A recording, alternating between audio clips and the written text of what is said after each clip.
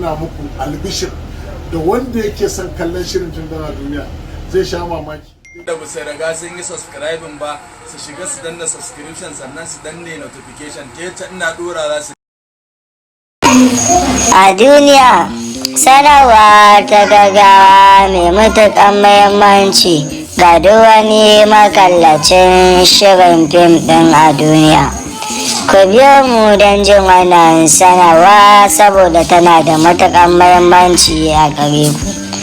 Amma kafin nan, idan ka san wannan ne zuwanka na farko wannan tasha tamu, ku yi mana subscribing sannan ku danna mana alamar ƙararrawa. Da zarar mun sake shirye-shiryenmu za a yi muku alamar sanarwa.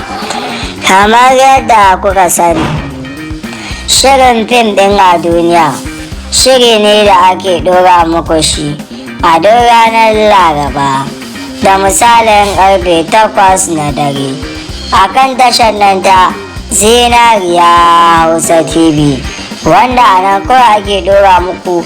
Yau ku kasance da shirin fim ɗin a duniya kashi na 78 a kan tashar nan ta Zinariya Hausa TV, tashar da a nan kawai za ku iya kallon shirin fim ɗin a duniya. Idan kuka yi duba za ku ga akwai masu amfani da wannan suna na fim ɗin a duniya, wanda idan kuka shiga za ku ga ba shi bane, ko kuma ku ga wani fim ɗin ne na daban can.